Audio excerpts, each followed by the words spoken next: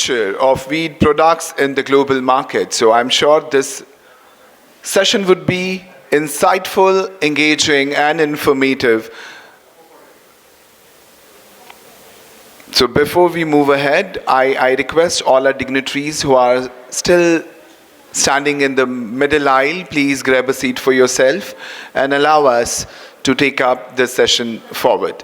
So I humbly request all of you all to please grab a seat for yourself. I still can see some of you are standing at the back side of the conference hall. I request all of you all to please make yourself comfortable so we can go ahead and enjoy this session together.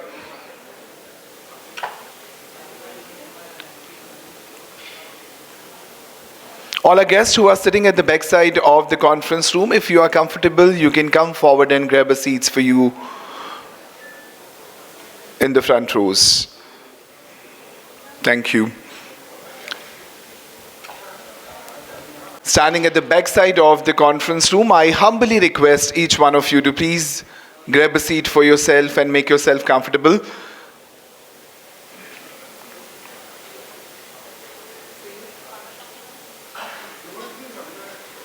We all enjoyed the day one where we all talked about multiple informative topics where the experts were here from all over the world and they were sharing their insights about the wheat and the wheat products and the possibilities which are available in this particular domain. And I can assure you that day two would be nonetheless, and we would be having the equal amount of information, knowledge sharing, and networking at day two as well, because the lineup looks super exciting to me. So maximum in next 5 minutes, we would be giving it a kickstart to the day two. Thank you.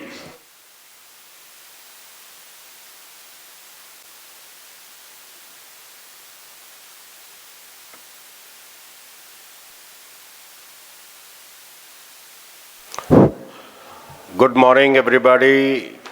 After last night, I think there is going to be a further 5-minute delay for everybody to assemble in.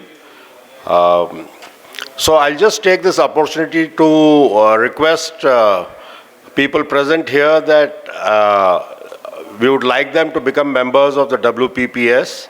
We have the QR code put outside. Anybody desirous of becoming a member, please do enroll so that we can take them up in our next meeting, and then you can continue to enjoy the benefits of membership of WPPS. We keep hosting these webinars over various topics over time. So it's our request that people who are not members of WPPS, please do enroll on it. So I think in another 5 minutes we'll be calling the panelists on stage. We'll make one more announcement in the breakfast area so that people are here. So give us 5 more minutes. Thank you.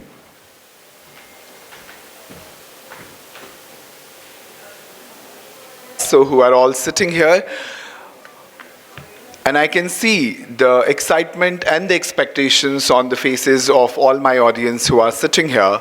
And in the next 60 minutes, you all would be enjoying a power-packed conversation with somebody who is known for doing the sessions in a unique style. So our chair for the very first session of day two of the CEO Conclave 2025 is Ms. Manisha Gupta. She's the editor and anchor, CNBC Awaaz. So I humbly request each one of you to please give a big round of applause to the moderator of this session, which is moderated by Ms. Manisha Gupta, the editor, anchor, and the power voice of CNBC Awaaz. Ma'am, we welcome you to CEO Conclave 2025, organized by WPPS. And I would leave this space for you when you have I can do that if you want. To grace the dais, we would like to request Mr. Amit Thakkar, the founder and the director of Conifer Commodities Private Limited. I request Mr. Amit Thakkar to please come and grace the dais. Next in the line, we would like to invite Mr. Atul Chaturvedi, the Executive Chairman, Shri Renuka Sugar, Director, Adani Agri Fresh. So we have Mr. Atul Chaturvedi.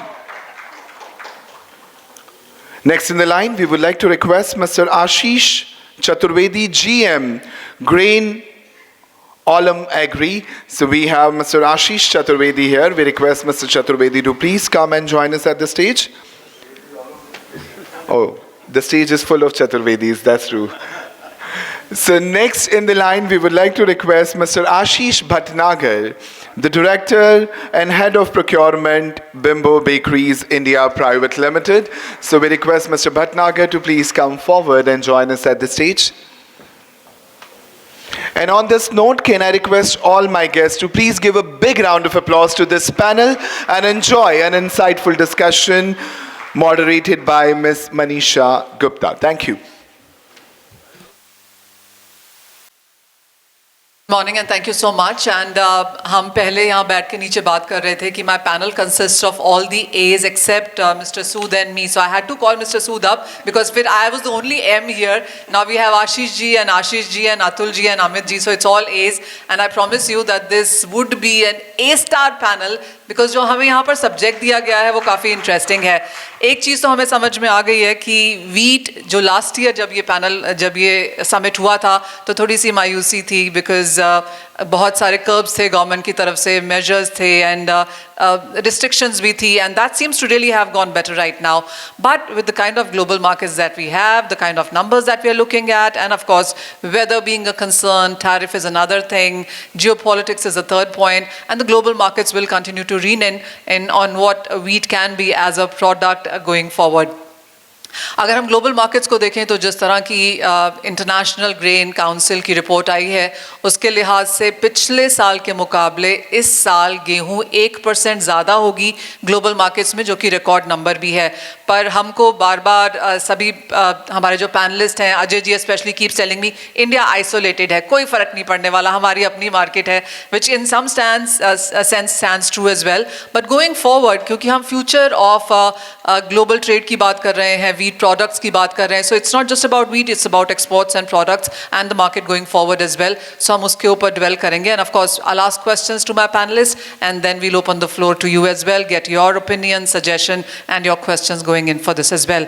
Atul ji, starting with you first, and because हम food security की बात करते हैं जब हम गेहूं की बात करते हैं, इंडियन मार्केट्स में जिस तरह से ऑलमोस्ट नियर रिकॉर्ड क्रॉप की बात की जा रही है, गवर्नमेंट प्रोक्योरमेंट बहुत अच्छी है, कैसे आप इंडियन मार्केट्स के सेंस से वीट को यहाँ पर देखते हैं?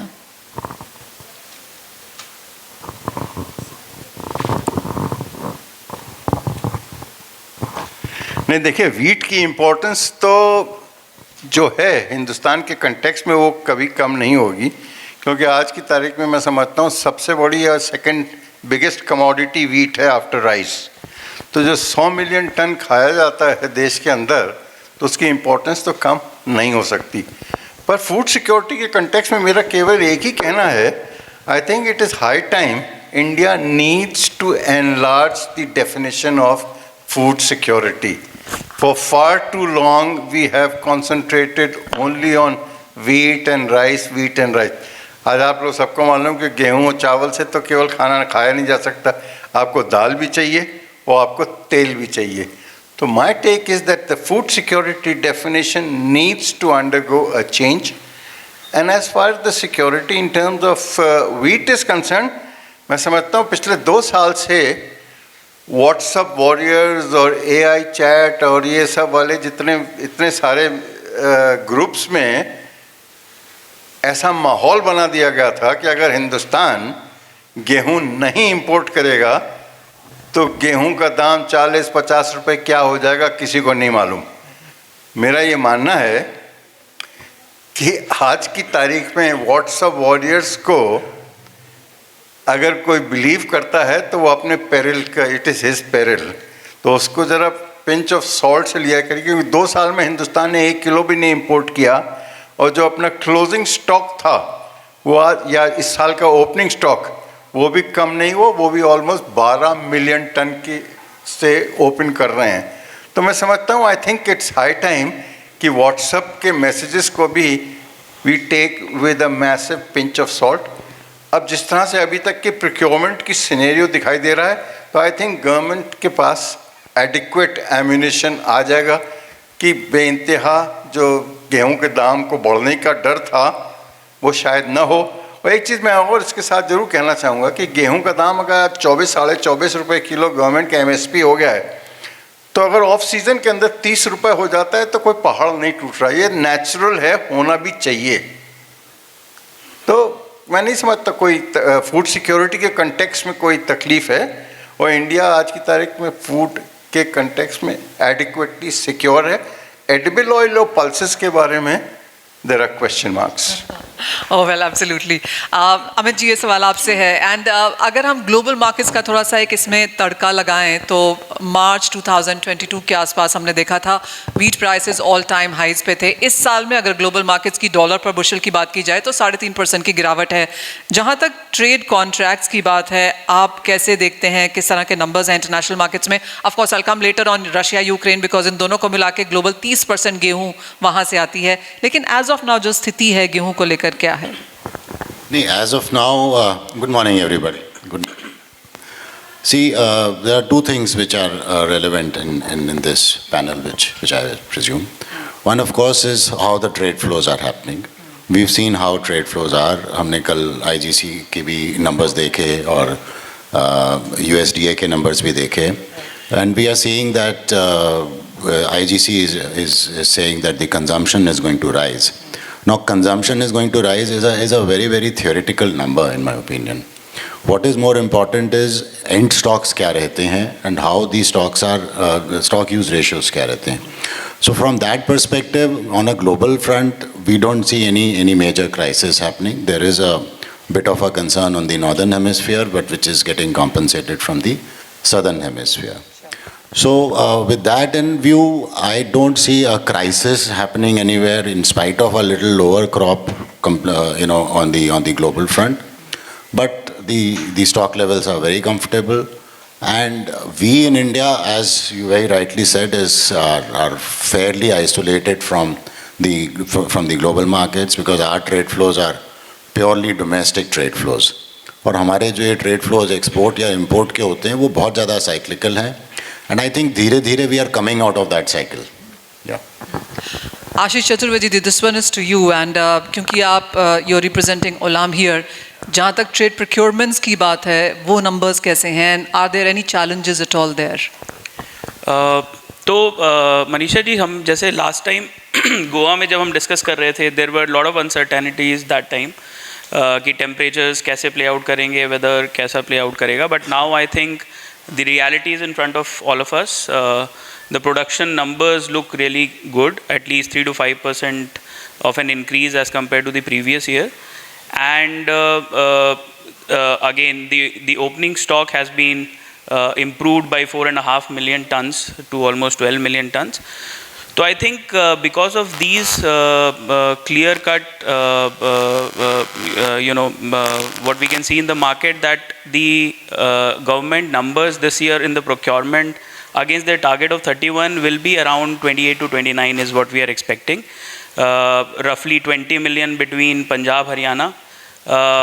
There were different opinions. Yesterday we were discussing MP का number बहुत critical होगा, but there were two opinions that it might restrict around 6.5 because probably government will not be willing to pay bonus on the additional volumes in higher than their target numbers.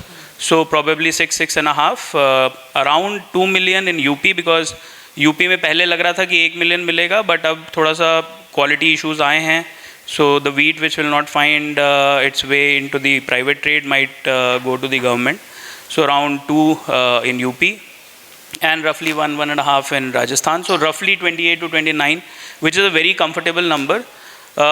The only thing is कि अगर government की तरफ से थोड़ा सा policy पे clarity आए कि what kind of carryover numbers they are looking at for the next year, basis that the market will be able to judge कि OMSS में कितना wheat का intervention आ सकता है, and accordingly the milling industry can plan their wheat for the year. So I think अगर वो थोड़ी सी clarity आएगी तो the market can be better prepared. And I think stock limits की भी ज़रूरत इस बार नहीं लगती है जिस तरीके से stock levels रहेंगे government के पास. So they at any point of time they can intervene and control the market. So we see that there'll be I mean हो सकता है कि गवर्नमेंट थोड़ा सा मोटिवेट करने के लिए फार्मर्स को एक प्राइस लेवल तक लेके जाएगा मार्केट को and then they might intervene to control because that has paid off results. Last year जैसे गवर्नमेंट ने थोड़ा अलाउ किया 30-31 रुपीज़ के प्राइस को, उसका क्लियर कट रिजल्ट हमें दिख रहा है कि इस साल सोइंग अच्छी रही, प्रोडक्शन अच्छा रहा and it will help India in long term because at least अब 2 साल के लिए we will not be talking about imports and that's a good thing for us. And there is ample opportunity for the milling industry, for the trade to participate and plan for their year's requirement. I'll come for the second round of questions, but Ashish, one Ashish to another Ashish, and how are you looking at procurement strategies? अभी क्या कुछ challenges हैं? क्योंकि एक जो simple sentiment अभी निकल के आ रहा है वो ये है कि पिछले 2 साल में इश्यूज थे लेकिन अब यहाँ पर नहीं है. इम्पोर्ट्स की बात अब बहुत लोग नहीं कर रहे हैं. सरकार के जो सारे मेजर्स थे परहैप्स काम किए हैं. One thing that Ashish Chaturvedi mentioned was about private trade. Your sense on that and your procurement strategies? So from a consumer point of view, I'll start from that. We are seeing that overall there is some inflation in the country and the spending is going down. And from the consumer brand perspective, none of the consumers are looking at price increase in the basic products. So basic products like breads, when we talk about noodles, atta and all of that. So there is not much traction and there is a big price war going on between most of the competitors. So from our point of view, and we have seen last 2 years pretty sharp increases. From our point of view and mostly what I'm hearing across from the consumer brands is they want to at least hedge their positions and be at a safe stage because ultimately the P&Ls are under pressure, but we need to protect at some levels. But what we are also seeing in the market is that the premium which is coming for forwards and the premium which is being charged on carrying that wheat, it is way higher than what it should be. But and then it comes with a cost benefit that can we hedge at that level or not. If government comes out, let's say in the month of September, October, November with some interventions, again all the hedge what we are doing goes for a toss and it again hits us because if the market prices are going down, you are supposed to reduce your final product prices, and if you are not able to do that and competitor is doing that, then you are under soup. So we are just trying to be safe, not and the objective is not to make money out of this but to hedge ourselves against the negative impacts what we have seen in last 2 years. Ashish, just coming on, as you said, the demand seems to be going down for products.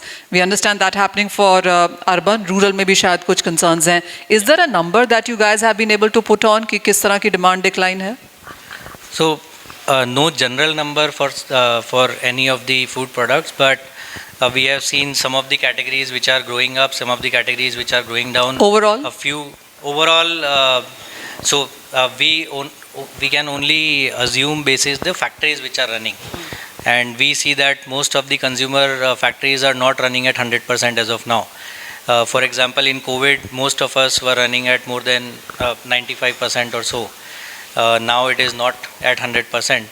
Although there is a shift in the markets happening, market shares are being captured by different people, but overall market growth is not what we had expected. So ideally it should be 9 to 10% in a food industry with the increase in population, but more or less it is little lesser in the single digits because the basic products are being consumed more and the spending on the finished products and the more value added products is going down. All right. Clearly काफ़ी सारी important चीज़ें यहाँ पर निकल के आ रही हैं and I'll come on for a second round of questioning as well. Mr. Sood, लेकिन आपसे एक सेंस लेना यहाँ पर चाहेंगे. प्रोडक्शन की जहाँ तक बात है we seem comfortable, but as being said, closing stock क्या है, सरकार क्या डिक्लेयर करती है, उसके ऊपर नज़र होगी. एक बड़ा कंसर्न शायद यहाँ पर कंजम्पशन को लेके आ रहा है. आपकी क्या सेंस है प्रोडक्शन वर्सेस कंजम्पशन में, आप कैसे देखते हैं इसे? मेरे विचार में वीट की कंजम्पशन ग्लोबली अगर 1% बढ़ती है तो हमारे देश में 1.5% के करीब, बिकॉज जैसे इनकम्स बढ़ती हैं तो राइस कंज्यूमर वीट की तरफ आता है, और पर्टिकुलरली प्रोसेस्ड फूड इंडस्ट्री में राइस का स्कोप बहुत कम है, वीट की प्रोडक्ट्स हैं।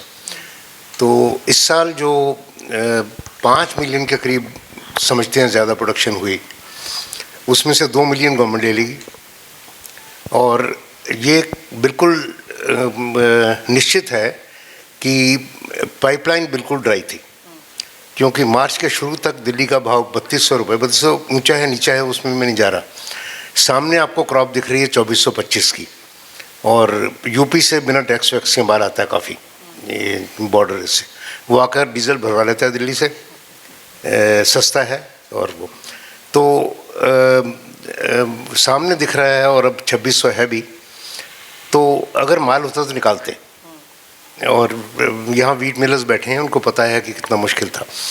तो पाइपलाइन डेफिनेटली 1-2 मिलियन रिचार्ज करेगी, क्योंकि अल्टीमेटली सप्लाई लाइन कायम रखनी है, नॉट दैट होल्डिंग। तो इस तरह से जो हमारा सप्लाई डिमांड है बहुत बैलेंस्ड है इस समय, और मुझे नहीं लगता कि सरकार को बहुत बड़ा स्टॉक का कोई टारगेट रखना चाहिए, वो वेस्टफुल है कहीं। और ये जो सरकार ने कंजम्पशन डिप्रेस की है 2 साल, अतुल जी कह रहे थे कि वो जो व्हाट्सएप वैरियर्स, वो सही बात है, काफ़ी लोग उसमें, ट्रेडर की खासियत और काबिलियत यही है कि वो एंटिसिपेट कर ले, that's why he is there. नहीं तो हमने देखा है कि सरकार एडमिनिस्ट्रेटिवली काफ़ी चुस्त है। लास्ट ईयर इसी कॉन्क्लेव में मैंने कहा था कि एडमिनिस्ट्रेटिवली सब मैनेज कर लेंगे वो, और उन्होंने 6 मिलियन टन कंजम्पशन कम कराई 2 साल, 1 साल 6 दूसरी बार। हो सकता है किसी ने राइस बेच लिया, वीट खरीद लिया, तो 3-4 मिलियन तो कम कर ही ली पर ईयर। उतना एक्सपोर्ट का इंपोर्ट का था वो नहीं हुआ, और इस साल भी मुझे नहीं लगता कि वो रिस्टोर करेंगे पीडीएस में 24। एक तो यह है कि फाइनली बैलेंस्ड है, दूसरा यह है कि राइस का करेंगे क्या। 10 मिलियन टन बढ़ रहा है, इथेनॉल में दीजिए आप तो उसमें 20,000 रुपये की सब्सिडी है पर टन, और मॉरल हैज़ार्ड है, दिया भी और नहीं भी दिया। अभी उन्होंने 2.4 मिलियन टन अप्रूव किया था इथेनॉल के लिए, और हाथ खींच लिया, इतने ऑर्डर नहीं इशू किए अभी कि 2.4 कंज्यूम हो जाए। तो कोई तो निकास चाहिए, और एक्सपोर्ट हम कर नहीं सकते एफसीआई वाला स्टॉक, और स्टेट्स को आप रोक नहीं सकते कि बोनस देते जाएंगे, बिकॉज वो तो बीमारी बढ़ेगी, उड़ीसा में भी शुरू हो जाएगा। तो इसलिए राइस एडमिनिस्ट्रेटिवली मैं समझता हूँ उनको देना चाहिए, आफ्टर ऑल खाना है ये, बोथ आर स्टेपल्स, तो नथिंग रॉन्ग। तो ये मैं कह रहा था। So you know, I'll take a poll मेरे स्टेज पे यहाँ पर, क्योंकि जैसे मिस्टर सूद ने कहा और जैसे अजय जी मुझे 2-3 दिन पहले बता रहे थे ऑन टीवी कि सरकार ने इस बार ठीक ठाक काम किया है, अच्छा काम किया है, मैनेज कर लिया है, इंपोर्ट करने की जरूरत नहीं पड़ी, and that's exactly mister Sood has also voiced. Amit ji, will you say Indian government manage the wheat situation well in last 2 years? Well, yes, kudos to the government for managing the way it is. See, we need to understand one thing. The interchangeability of staples between wheat and rice, rice and wheat, and government's job is to manage both the staples, because these two staples are primary stock which we are holding in terms of the central pool stocks. To interchange that, now what Sood Sahab just said, and which I fully agree, 2 साल government ने 5.5-6 million ton wheat की allocation घटा करके rice की allocation बढ़ा दी। Now the catch here is, generally क्या होता है, पीडीएस में ज़्यादा राइस जाता है तो there are export gateways open, and it's an open secret कि पीडीएस का राइस एक्सपोर्ट हो रहा है। This was coupled up with a prohibition in the export of white rice. Now the result was that rice stayed back, that extra allocation of rice stayed back in India, thereby forcing the consumers to switch to rice, which is a smart move in my opinion, because end of the day interchangeability, as I said, is very very common. Chawal kha liya, gehu roti kha li is something which when a poor man is getting fed, he is more interested कि मेरे पेट में कुछ जा रहा है. So this is the crux of it, in my opinion. This is the way government managed it very smartly. Well एक और example यहाँ पर पल्सेस का है, जहाँ पर गवर्नमेंट ने इतनी ज़्यादा येलो पीस मंगाई है कि आपको तुअर उड़द मसूर से थोड़ा सा दूर ही कर दिया, and that we've seen that impact coming in for the overall pulses as a sector as well. Mister Chaturvedi, mister Atul Chaturvedi, आप अब यहाँ से, जैसे आपने कहा फूड सिक्योरिटी की चिंता नहीं है, गेहूं इनफ है, ग्लोबल मार्केट्स में भी वो आईजीसी की रिपोर्ट पे हम सब रिएक्ट कर रहे हैं कि रिकॉर्ड नंबर्स हैं. ऑफ कोर्स यूएस का ग्लोबल मार्केट्स का क्लोजिंग स्टॉक क्या है वो एक नंबर यहाँ पर देखना होगा, but as of now since the global situation also seems okay, the Indian situation is good, India का अच्छा खासा यहाँ पर प्रोक्योरमेंट भी बनता हुआ हम देख रहे हैं यहाँ पर. अब यहाँ से इवन एज ऑफ कोर्स आशीष आज फॉर सम मोर थिंग्स जो हमें गवर्नमेंट से अब यहाँ पर चाहिए हैं, लेकिन जहाँ पर हम यहाँ पर अब खड़े हैं, क्या कहेंगे आप, किस तरह का फ्यूचर विजन यहाँ से आपको दिखता है? क्या innovations with in this sector अब हमें करने की ज़रूरत है? देखिए,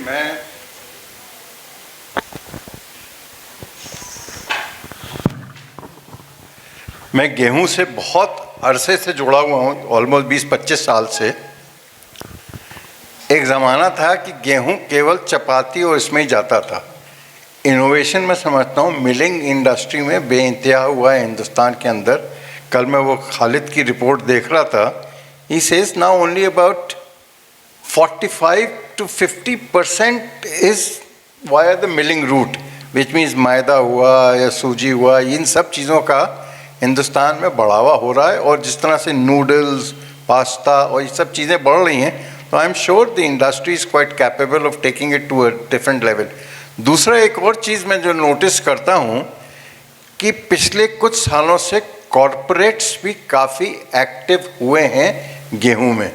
अभी तक तो पहले केवल एक खिलाड़ी था, जंगल में एक ही शेर था, वो था सामने बैठा हुआ है, वो भी चतुर्वेदी है, नाम लिखता है चैटर्जी. तो आईटीसी वॉज द ओनली शेर. बट अब मैं देख रहा हूँ और शेर भी खड़े हो रहे हैं.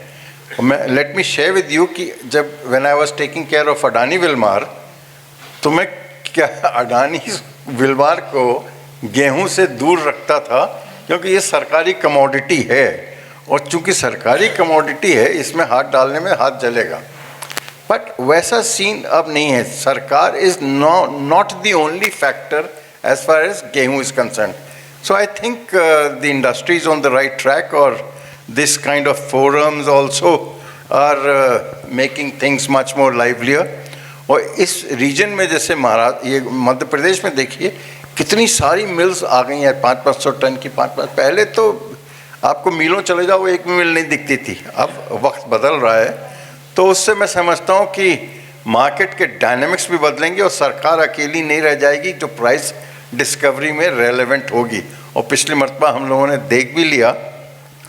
दूसरी एक चीज़ जरूर मैं आपके साथ शेयर करना चाहूँगा कि 12 मिलियन टन का जो स्टॉक है, I think it is adequate. Government को एट द क्लोजिंग स्टॉक इससे ज़्यादा रखने की कोई ज़रूरत नहीं है. क्योंकि मैं एक ज़माने में साइलोस भी देखता था, एक अडानीज की साइलो कंपनी है. वी फाउंड कि गवर्नमेंट ऑलमोस्ट 2800 रुपये के आसपास सालाना खर्चा करती है उसको मेंटेन करने के लिए. ब्याज ले लीजिए, वो सब ले लीजिए. So it is not really required. और contrary to many of the opinions कि गेहूं को इंपोर्ट नहीं करना चाहिए, मेरा ये मानना है कि अगर थोड़ा बहुत गेहूं आप सदर्न इंडिया में इंपोर्ट कर लें तो कोई पहाड़ नहीं टूटेगा. आज की तारीख में अब पंजाब से और हरियाणा से आप साउथ ले जाते हो तो मैं समझता हूँ 2500 से 3000 रुपये टन का खर्चा आता है. ऑस्ट्रेलिया से गेहूं लेके आ जाओ तो वो इससे कम में आ जाएगा. तो कहीं ना कहीं ये बैलेंस करने की भी ज़रूरत है. पर इमोशनली हम लोगों ने इसको सब्जेक्ट को ऐसा बना दिया है कि गेहूं को अगर अपना इंपोर्ट कर लिया हिंदुस्तान की तो हिंदुस्तान की फूड सिक्योरिटी कॉम्प्रोमाइज़ हो गई. I think this narration also needs to change a bit. हम लोग जब चावल भी ये क्या नाम पल्सेस इंपोर्ट कर ही रहे हैं, एडिबल ऑयल तो आज वर्ल्ड के सबसे बड़े बायर हैं हम लोग, तो इंडिया ने कुछ भी किया तो वो वर्ल्ड हिलता है. तो मैं समझता हूँ कहीं ना कहीं थोड़ा बैलेंस करने की बहुत ज़रूरी है. Clearly. Ashish, this one is to your, क्योंकि Ashish Bhatnagar, sorry, I have all the A's here. आशीष, आपने अभी यहाँ पर कहा कि कंजम्पशन को लेकर चिंताएं हैं, और जैसे अतुल जी अभी बता रहे हैं हमको कि जैसे वो खालिद की रिपोर्ट है और वो सब हम उस पर रिएक्ट कर रहे थे कि गेहूँ एज आटा की कंजम्पशन जो है ठीक है वहीं पर है या थोड़ी सी शायद नीचे ही हुई है, लेकिन आई वाज आल्सो, मैं मार्केट में थी उस दिन और मैं वीट ब्रांड ले रही थी एंड वीट प्रोटीन करके भी अब तो ऑन, सो वुड यू से lot of innovation is now coming in on wheat and that perhaps is the future? So I'll also add it to how can we link this particular topic to exports. India is at a sweet spot right now because there is a lot of pressure on China with the trade wars coming in. And I'll also give you an example that the wheat price in India is around $350 and global price is around $230 to $40. Yet globally they sell bread at $3 and we sell at 50 cents. So and we are at a sweet spot. Globally people are looking at India as a manufacturing hub, and there are projects going on with a lot of the organizations, and I would say that this is something which we should develop. The challenges currently are around shelf life, hygiene, some of the global specifications which we are not able to follow. But if we are able to evolve and get to that level, if China can do it, India has its time now. And this is what we feel as an organization. We can also create India as a hub, not only for India, because India is now moving to a lot of value-added products. Earlier in rural, you will not find some of these products, but you will be surprised to know that even tier 3, tier 4 cities have croissants. And that's really amazing, and it is because a lot of people are traveling outside India, and there are a lot of concepts coming from outside India to India, and that is where I think it is at a very interesting space and industry is likely to grow. So going forward, अब आपको क्या लगता है, जैसे अतुल जी ने कहा पहले कहीं कहीं चले जाओ, मीलों चले जाओ, नहीं मिल नज़र आती थी, अब 500 मीटर 1000 मीटर पे भी एक गेहूं की मिल है, इतना ज़्यादा जब हम ऑन ग्राउंड यहाँ पर अब इनोवेशन भी नहीं है, एक प्रोग्रेस आता हुआ देख रहे हैं, क्या और इनोवेशन अब प्रोडक्ट्स में आने की ज़रूरत है? Yeah, so when we talk about wheat products right now, we have only 3 or 4 kinds of flour which is available. And that is majorly around either biscuit or bread or let's say cakes or something else. But Ashish, let me make it very simple for you. आप 5 साल पहले क्या कर रहे थे, अब क्या कर रहे हो, और अगले 5 साल के लिए अब क्या विजन है? 5 साल पहले एक ही फ्लावर खरीदते थे, उससे सब बनाते थे. अब सब प्रोडक्ट के लिए अलग फ्लावर चाहिए. So that is where I think industry will have to come up, and I'm pretty sure there are And this people, you are reacting to the market. This we are reacting to the market because the quality of product which consumer is looking at, that is completely different. आज से 5 साल पहले किसी ने croissant खाया नहीं होगा, but अभी अतुल जी ने आज ब्रेकफास्ट में खाया इंदौर में. Yeah, so now the thing is everybody has tasted it. Everybody has tasted the global standard. So whatever is available in UK, there are now chains of UK which are in India. Pret is one of them, and they are importing that croissant in India. So if Indian consumers are taking that experience, they cannot compromise on the quality of the product. But the price has to be the Indian price. So that is another important thing. But the quality of products are going up, the consumer demands are going up, and that is why the demand from the, let's say, consumers of wheat flour millers, that is going up. And there are a lot of progressive millers here, and we work with them, a lot of people work with them, and they have a specialty in flours. They have different kinds of flours. The health and wellness segment is coming up very sharply, and increased requirement of dietary fiber, bran, that is something coming up. The increased requirement of protein, non-wheat protein. So there are options of fortifying this particular wheat with protein. And these are some of the concepts which are coming up into the market. Not only from us, there are a lot of competitors who are looking. So how that. would you look at this market 5 years from now? That is a question that I'm coming to all of everybody. 5 years from now, what is the plan? What is the vision? As a downstream company, how do you look at this business?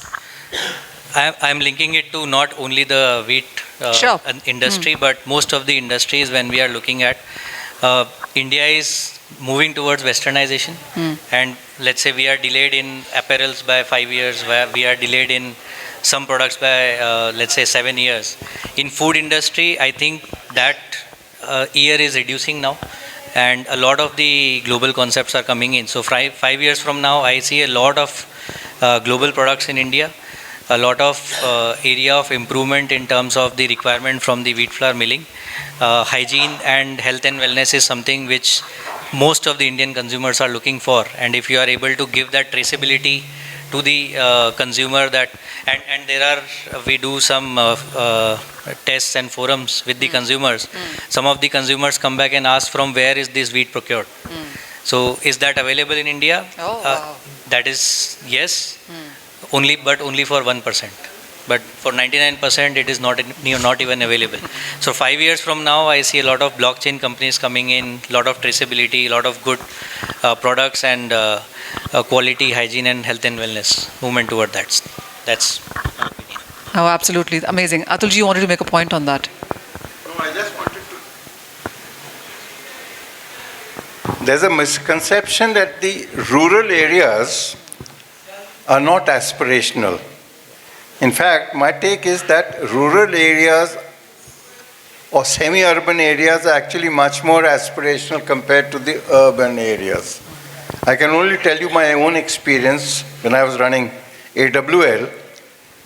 Bihar, which is supposed to be a state with low incomes, Fortune, which is supposed to be the premium oil, was selling the highest, and we also had a lower brand oil, which we call Kings. Kings is available at 10 rupees a kilo, different than Fortune, but Fortune was selling, Kings was not selling, because that's the aspiration, and aspiration of the rural area is much higher. But whether we will go exactly the Western way, I have a little bit of a reservation on that, because Indians also कितना भी बाहर का खाया हो, पर घर पे आने के बाद कोई दाल चावल रोटी ही चाहिए, और आलू की सब्जी is the icing on the cake. So ultimately we have to, मतलब ठीक है, for a little bit portion तो ठीक है, वो high end वाले products or Western products we might consume, but it cannot be staple as far as a normal diet is concerned. Well, absolutely. Bombay में एक हमारा एक wellness and nutrition का एक summit था, and I was there, and all of us were told to share our eating habits. तो मैं वहाँ पे बता रही थी कि सबसे पहले 10 साल पहले तक हमारे घर में एक बड़ा सा डब्बा था जिसमें 10 किलो का आटा हम पिसवा के रखते थे और वही खाया जाता था. Now I have 5 डब्बास, एक जवार, एक रागी, एक बाजरा, एक वो mixed millets, and then of course 2 kilo गेहूं भी रखते हैं. So those eating patterns clearly seem to be changing right now, and as well said, गेहूं की consumption and गेहूं as various products consumption is going to be two very different markets here. But coming back to Olam now, what is your sense on where we headed from here? One is globalization, and I haven't even gone to the fact that whether geopolitics, tariffs, China, whether how much will it import, because China is becoming like a big major market right now when it comes to wheat as well, apart from various other commodities. What is your sense on from where we stand right now? How is wheat product export and global markets going to align together? So I think India, despite the fact that there are no export-import opportunities happening currently, but India will always play an important role in the global wheat S&D. There will be years in the future where India would need wheat imports because the overall population... That is a given, is it? Yeah. India will need wheat imports. So I think because the kind of weather changes we are experiencing, the kind of weather patterns, the way it has changed, there could be years where the weather will play out which will not be conducive for the wheat growing. And as we know that the overall, even 1 degree change in the overall temperature levels can bring the wheat yield significantly. So that we have to be ready for it. We have to be associated with the global markets, try to understand what is happening there. Because last year also we experienced कि जब India में shortage थी, at the same time the global markets were firming up. It actually added the impetus on the local prices, because people were thinking that even if import has to happen, it will have to happen at a higher price. So I think more or less we will have to look at the global S&Ds. We'll have to be prepared whenever required. We'll have to import also. But I think adding on to what Ashish Bhatnagar said, that the way the consumption patterns are increasing, the kind of products now people are aspiring to go for, from the supply chain point of view, I am clearly visualizing that all the milling industry participants, including us, we have also started getting into the midstream participation and downstream participation. We need to be ready for catering the requirements of brands like Bimbo, Nestle and other big players, ITC, where they would need products or the input products for their specific end consumer brands, like croissant, which was not the case 2-3 years down the line. But now in next 2-3 years, we'll see that these requirements will come up. We'll have we already have specific flours for pizza, for other new products and segments that will develop over the years. I think so supply chain will have to be better prepared. I would cite the example of Australia, which grows noodle wheat, which specifically goes into Japan market. I think we'll have to look at options like those, where we will probably have to link it to our seed development, and with the farmers we'll have to grow those kinds of varieties which will be specifically suitable for a specific product. Like today durum is used for the semolina and other products. So I think we'll have to, I am clearly visualizing that we are moving in that direction, and as supply chain participants, as millers, we have to be very ready, and we have to look at opportunities to capture those opportunities and move ahead. Since you have the mic in your hand, what is your sense, given the fact that we have so many options right now, but as you said, India's consumption will only increase from here. India might have to import going forward at some point in time as well. What is your sense of India's consumption growth in sense of percentage going forward year on year? Again, in India, in even the S&D which we prepare, generally the consumption number is the last adjusting number which we keep in the overall supply demand. And I think we will have to go by the published data of the Niti Aayog report, which is estimating that in a business as usual scenario, at least we'll be requiring 120 to 125 million tons of wheat consumption by year 2030. Today, as per government, it is 115.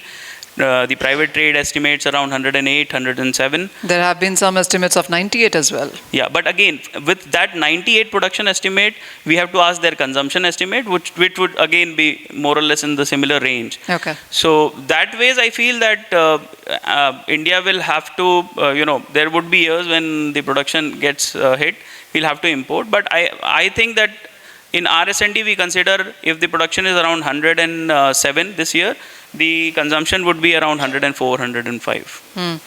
That's about consumption. Mr. Sood, any sense on where the India's wheat production is going from here in next 5 years? Well, that is a challenge. For meeting a demand of 135 million tons, which is my estimate 5 years out, we need 5 million hectares more area. That has to then come from somewhere, some other crop. And on the other hand, we heard two scientists yesterday. They are optimistic on yield improvement, etc. But wheat is grown in 11 states. Primarily 4 or 5 states are predominant. And there are so much of variation of agroclimatic conditions there, that we need a large variety, and we shouldn't forget climate change, and it's more challenging for India. So we need from somewhere. Now you mentioned 8 kinds of, pardon? This is where this whole thing of India will need to import coming in from? We might need on business as usual basis, and we might even become a structured importer. Whereas otherwise, if you look at last 20 years, we exported much more than what we imported. It has been once a while. And talking of your 6 dabbas of atta, let's not forget that millet is such a limited product. Productivity about a ton. Which area would you devote to that? Production 15 million tons versus something like 220 million tons of rice and wheat that we consume. So it's going to be elitist product. It's going to remain only in your kitchen, not in mine. So therefore, there's no substitute to wheat. And as Atul said, that the various ways he illustrated, and aspirational demand from tier 2, tier 3 towns, it's going to only expand at about 2% per year. So, well, that clearly seems to be the case right now. With the kind of production we are looking at and the consumption increase, it's going to be a mismatch, and import does look like it's going to be a possibility when it comes to vision. Well, yes, apart from wheat as well, various other products will also start consuming wheat, and we will need more wheat going forward. I mean, that brings me to you in the sense, the kind of business that you look at as well. How are you looking at globalization? How do you see India playing a part there when it comes to wheat? How do you see compliance issues as well there? Yeah, so one thing is for sure, 5 years down the line, 10 years down the line, we are going to get more and more integrated with the global food chain. You know, we are isolated, as I said earlier, and everybody knows that we are practically isolated in terms of our wheat consumption and production. That's by choice. Yeah, that's by choice. No, it's not by choice. Actually, we've done a great job. You know, when we started, when we came into this business, I remember the wheat production used to be about 60 million tons. Now from 60 we have gone to 100, which is almost doubled in the last 20 years. Of course, we've been able to identify newer areas. Our yields have grown. It's not a case where the yields have not grown. Our yields are almost comparable to global yields, average. But yes, there is a lot of vertical improvement possible. Maybe horizontally there is lesser area available. But going forward now, what I was trying to come to is that yes, wheat being a cyclical thing, you know, we will still continue to have years when we will have bit of excess because we'll have good rains, we'll have good harvest coming in, the prices will be good, the farmers will be more attracted towards shift into wheat. And there will always be years when we will have deficits, when there will be droughts, will be climate change and all those factors. Now, another very important factor is the Indian diaspora, which is living globally, which is like, you know, more than many countries put together. Now that is an area which we as a milling industry have to very, very focusedly look at. Globalization also means that Indian products are available across the globe, not just that the Western products are available within India. You know, that's what is important. I mean, Indian food is a very, very highly sought after cuisine. So we should be focusing on that. Why should only Chinese cuisine be a cuisine which is sought after? So with that in mind, I think we need, as an industry, we need to look at compliances. We need to understand the laws of each and every region where we are exporting to or planning to export to. EU will have a different set of regulations. USDA will have a different set of regulations. We need to understand the Codex standards. We also need to understand smart contracting, because, you know, once you have decided that you are in an export market, there is also a very important factor that there should be a smart contract. Your contract should be able to protect yourself in any trade, and of course the various follow-throughs. Yeah, thank you. My last line of questioning, and I'll start with you, Ashish, is on how, you know, going forward, since we've talked about the future here of wheat products predominantly, how are you looking at an opportunity now within this space, and what is the challenge there in front of that? So one challenge which clearly everyone is pointing out is on the numbers, on the production numbers. And let's say when we compare, and Mr. Amit touched about it, but when we compare Indian yields to, let's say, US yields or even the global yields, we are way below everyone. And it is a food for thought for everybody and scientists in the room, that there is a huge scope of vertical improvement in terms of yield increase. And we think that if we work on that, and government is already working on that, high yielding varieties and all of high heat resistant varieties. So and all yields of that, is an issue. Yeah. And so yield increase is essential. If that happens, India is self-sufficient in terms of our requirements. But the other point is, how can we make ourselves as export hub? There are a few categories which already get exported from India. and there will be more categories. So as rightly pointed out, globalization not only means importing, it also means exporting. And there is a huge population of India residing in all of the countries now. All right. Wherever you go, there is an Indian available. So the challenge is yield, the opportunity is product exports. Yes. कल का अगर आप पूरा दिन अपना देखें, आपने कितनी गेहूं खाई, किस फॉर्म में खाई? So I am a wheat guy. I am from north part of the country, and 60 to 70% of consumption is in form of wheat. रोटी के? So it is roti plus breads plus some of the products. That is what it is. But with the new generation, what we look at, and what you pointed out, we also have 4 dabbas at our home right now. And Mr. Sood, he also has 4 dabbas in the house. Yeah. and the other point is the focus on pulses, focus on other protein sources. That is Okay. also increasing. So that is. Ashish, an opportunity as a challenge. As of now, we see yield as a challenge, but export of wheat products as an opportunity. What is your sense? So I think opportunity is to develop the complete supply chain end to end, which can support these opportunities of exports. And I think India has the potential to be the Turkey of the world, at least for the Southeast Asia. The kind of milling facilities, the kind of the kind of overall production of wheat we have. In good years, we can definitely be very supportive, and if government can link the import and export program together in a way which can help India in acting as the Turkey, at least to the Southeast Asian or the Middle East, I think that could be a very important potential opportunity that we can look at.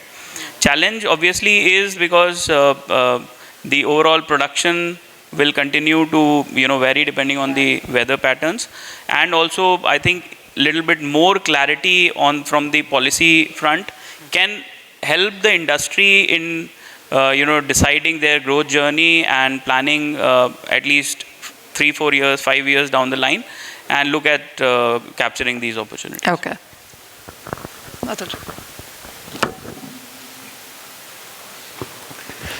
Honestly speaking, I am a little skeptical as far as the globalization is concerned. My take is countries are going to become much more inward looking, and India is no different.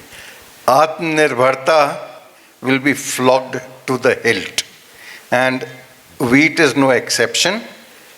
And contrary to what many people here think, my take is that wheat consumption in the country is not going to grow exponentially. What will probably happen is you might start going in for much more refined products or products which can cater to the confectionery sector or various other sectors.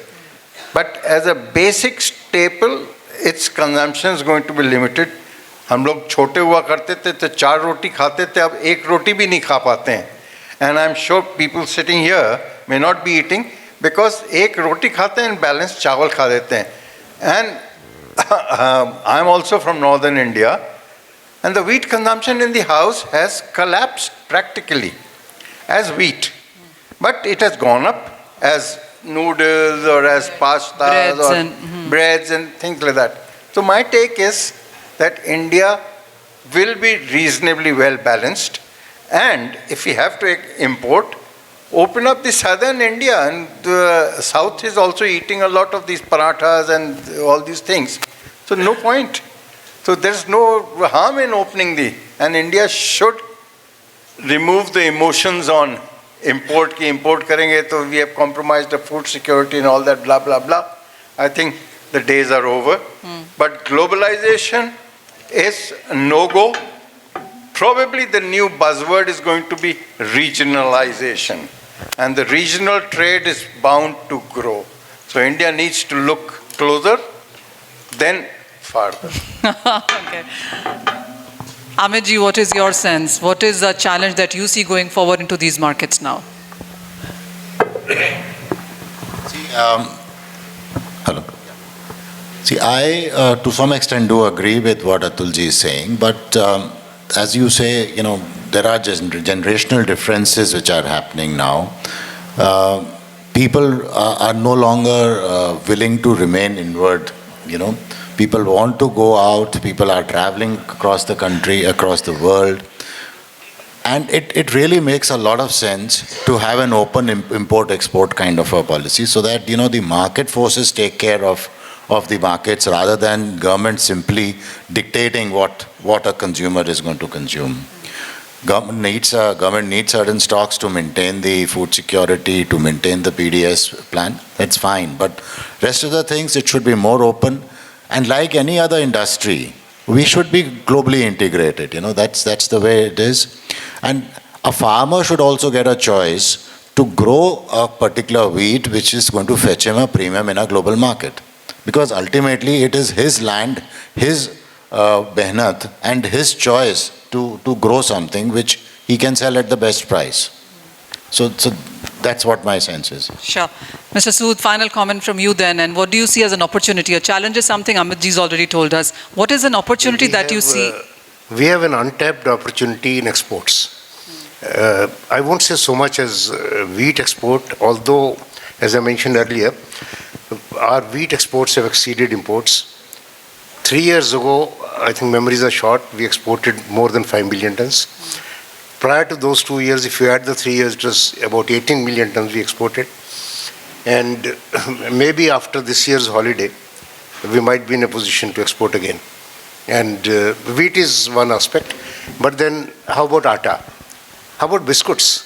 We export sugar, we export wheat most of the time. And when you combine the two, add a bit of oil and export. Everything you provide. Yeah. So, and also a few other things like, we should emphasize on exports of value-added things. In India, the biggest challenge is going to be, as Ashish mentioned,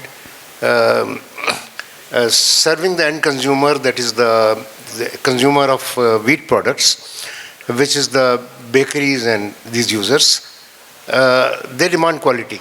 Some of them are importing dough currently. One drawback in India is excessive government intervention. All the wheat goes as FAQ. And then say about 10 million tons issued to flour millers as FAQ. They don't know what quality they'll get. And so we convert everything into an individual efforts. We were once thinking years ago of sorting wheat at the mandi and sorting out better quality for better customer. So the challenge for trade will be that whatever is left remaining for free trade, about 40-50 million tons, they should be able to sort it out, add value. Then the message will go to the farmer in terms of incentives to grow that. And to some extent it's happening already. So that is one challenge which needs to be recognized and addressed in a very methodical manner. Another one, as I mentioned, is export of products. On imports of wheat, keeping import window open, yes, it is open with a duty. So are we talking of waiver of duty? Then why do we protest in yellow peas or in sugar? In edible oils. So if you import at a price where the farmer here stops producing, there has to be balance. There has to be. So probably the person who says keep import open is basically saying lower the duties, and not that it should be zero duty, because imports are open. Yeah. All right, so that is the panel talking to you then. What we have understood from here is that as far as imports go and as far as the numbers here go, it may be a possibility that going forward India may have to import. Product exports is something that the Indian markets should be looking at this point in time. Prices are not a concern, I'm sure. हमने कल उसके बारे में बात की ही है कि क्या प्रोडक्शन है, गवर्नमेंट प्रोक्योरमेंट क्या है, प्राइसेस यहाँ पर कैसे रह सकते हैं. बस इस पैनल में से ये निकल के आया है कि अब आगे जाते हुए कंजम्पशन एक चिंता है, प्रोडक्शन ऑफ कोर्स आगे जाकर हम उस तरह से नहीं बढ़ा पाएंगे, ग्लोबलाइजेशन होगी या रीजनलाइजेशन होगी या इनवर्ट प्रोटेक्शनिज्म होगा, ये एक चीज़ है जो हमें 4-5 साल में आगे जाकर काफ़ी क्लियर होती हुई नजर आएगी. Gentlemen, thank you so much for joining in, and if it is allowed, can we, if there is something that you would want to make a sense on, I think we can do a couple of people doing that. Ji.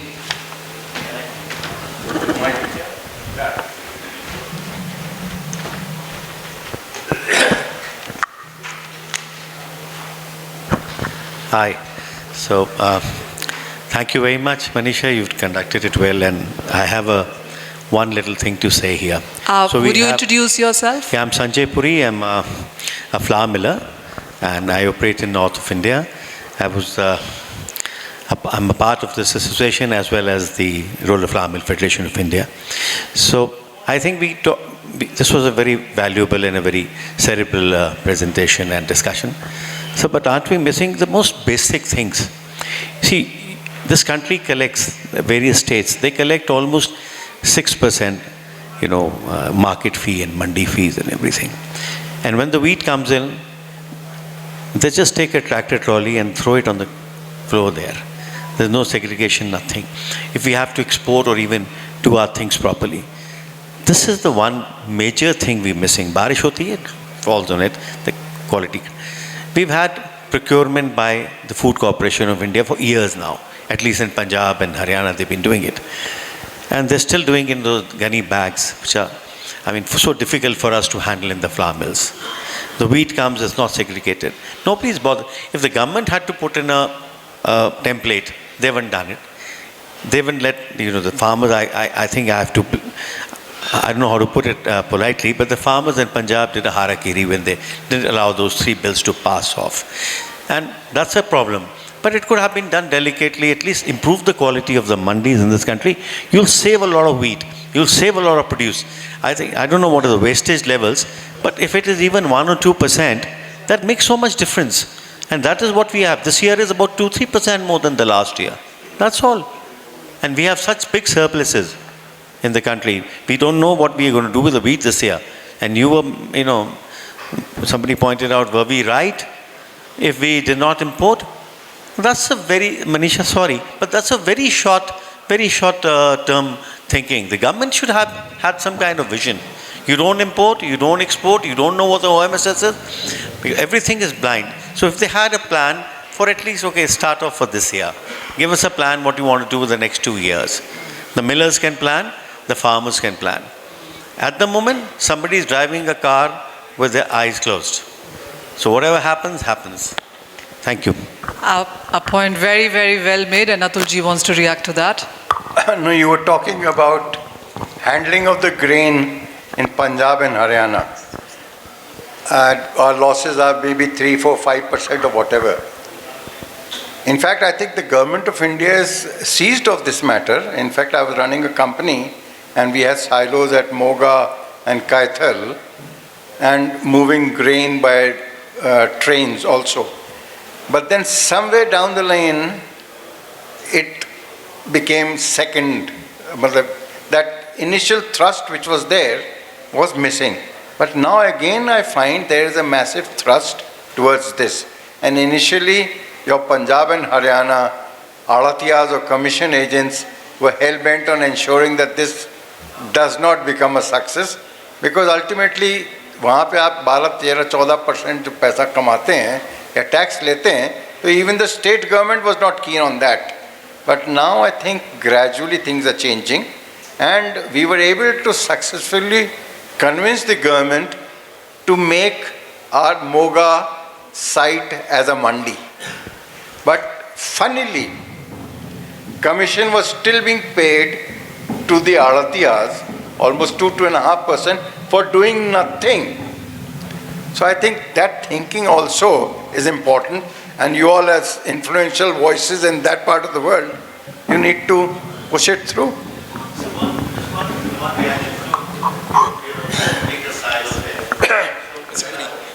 So when I was the president of the Flour Millers Federation, I went to Sudhir Kumarji. He was the secretary that time. So I said, so I want a little gift from you, you're going away. And he said, what? I said, sir, you should do the silos, and would you please allow us to handle it bulk? You see, one of the biggest challenges flour millers are facing today is, okay, we get wheat in bags, and to cut them off, it takes hours. See, we have a limitation, 2000 ton agar hum roz kar lein, is a very big thing for us. When we need labor to no extent. So these are the elephant in the room. You're right. Good mandis, handling, and they're doables. Like getting the policy for import is difficult because you've got farmer agitations and things. But what about this? So he gave me a very nice answer. This is all the things I asked. He says, what about Mamta Banerjee in Bengal? She is not letting the jute bags go. And I said, sir, so I put him another feeler. I said, sir, the wheat in the bags, the plastic HDP bags, is better preserved. He says, but even Ambanis can't do anything about it. What can I do about it? So this is the problem with this country. We've got too many lobbies, and it takes time to do these things. But these are the smallest of the things can make. If you just do bulk next year, the flour millers will be very happy. We'll be able to handle the wheat better. It'll be much faster, much cleaner, and probably you'll save some also. What you're saying is absolutely true. In fact, this is what we were telling the government at that point of time, and this is how we were pitching for expanding the silo business. It was a challenge to even convince the government that in the field silos like in Coimbatore or Bangalore or Bombay, that we allow the local millers to take it in loose form. They said, no, you have to give it in bag. I said, why waste? Move it, you're moving it in bulk, and then again rebagging it doesn't make sense. So, I'm so glad I'm here, and I'm glad you've spoken about this, because we all keep talking about the major headlines here, but this is a much more deeper in work that needs to be done as well. But yes. Good morning, Somnath Chatterjee from ITC. So one observation and one question. So the observation, sir, is the fact that sugar industry is also facing the same issue of compulsion to pack in jute bags, and that is direct product contact again.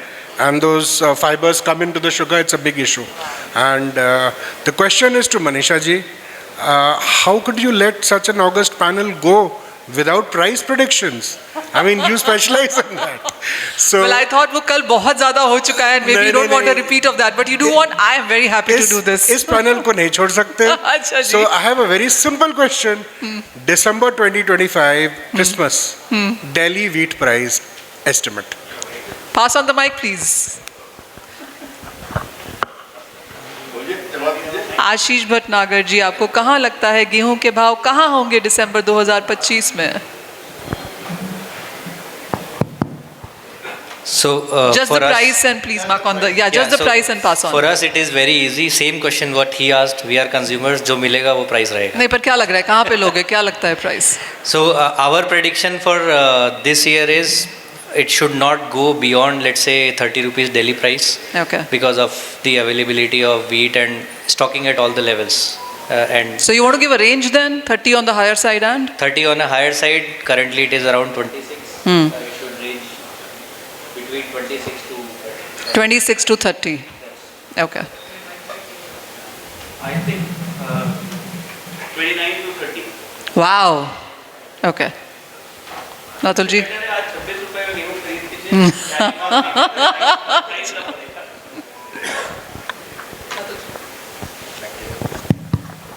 I would go with them.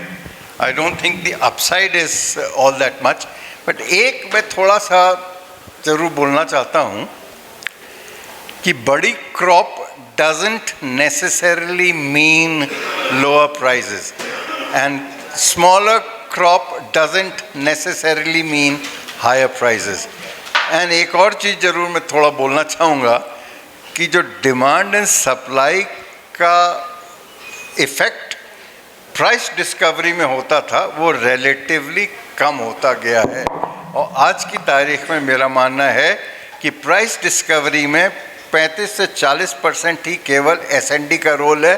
Balance mister Trump और extraneous factors और geopolitical ब्ला ब्ला ब्ला उन सब का है. तो only 40% is demand and supply. Before I say that, two factors. One is about 4 to 5 million tons, which was, if you're looking at a similar year than last year, or maybe with a delta of a couple of %, 4 to 5 million tons of the grain which was in the private trade would be sitting in the government warehouses this year. So with that additional leverage available to the government, it's not going to be a runaway year. And the other thing is that government is not scared at 30 rupees a kilo of wheat. So, it's okay, and 30 rupees a kilo of wheat is okay during off season. So it's not something which is very, very alarming. So 30 rupees give or take, maybe Rupee here and there? 10%. Yeah. Okay. Yeah. First, I'll go with the consensus that prices are bottomed out. Look at the procurement, 85% is from 3 states. Punjab, Haryana 50% and 35 there from Madhya Pradesh, about 10% Rajasthan. So now all the extra wheat in Punjab, Haryana will be mopped up anyway. That always happens, and Madhya Pradesh might have 1.5 million tons more to give. So there will be no much surplus floating around. I think, in my view, wheat may not touch 30. Last year was an aberration. When the pipeline was dry, pipeline is going to be recharged to some extent this time. And the government's requirement is 19 million tons, including Bharat Atta.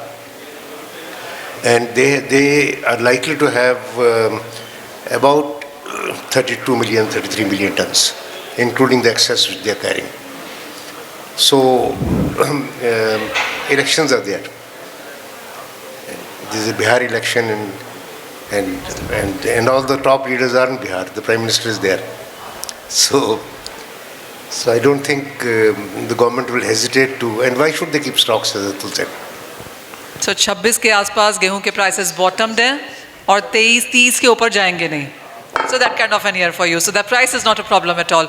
But a final question. We had just one. We are Okay. Correct. Off the mark. Thank you. So thank you so very much. This conversation absolutely was full of purpose, policies, possibilities and profitabilities. So amazing discussion. Thank you so much to the entire panel and the moderator. To facilitate this particular panel and the moderator, I would like to request Mr. Somnath Chatterjee to please come on the stage and help us to present a memento on behalf of WPPS CEO Conclave 2025 to our moderator, Ms. Manisha Gupta. I request Mr. Ajay Goel also to please come and join in for the presentation of memento to Ms. Manisha Gupta, the editor and the anchor, CNBC Awaaz. We would be having one more session moderated by Ms. Manisha Gupta, and I want all of you all to be seated for that. Thank you so much for bringing that clarity in thoughts, voice, and views with your expert insights.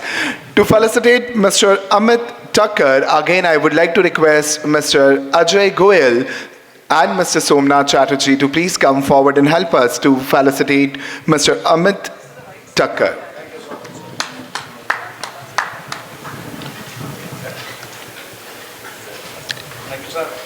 To felicitate Mr. Atul Chaturvedi, once again I request Mr. Somnath Chatterjee to please come forward and help us to felicitate Mr. Atul Chaturvedi.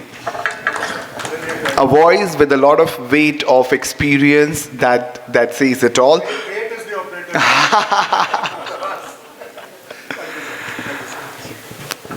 The next one is Mr. Ashish Chaturvedi. We again request Mr. Ajay Goel to please come forward and help us to present a token of appreciation to Mr. Ashish Chaturvedi.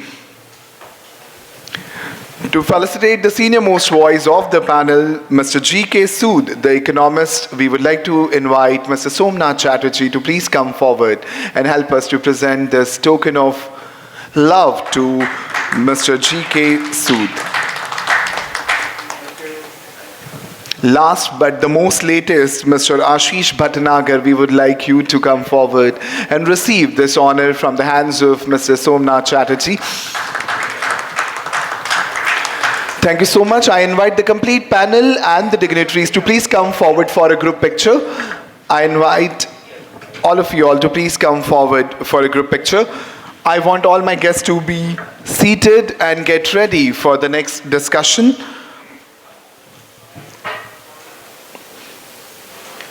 The next set of brilliance which is coming on the stage would be talking about the global collaboration and trade opportunities.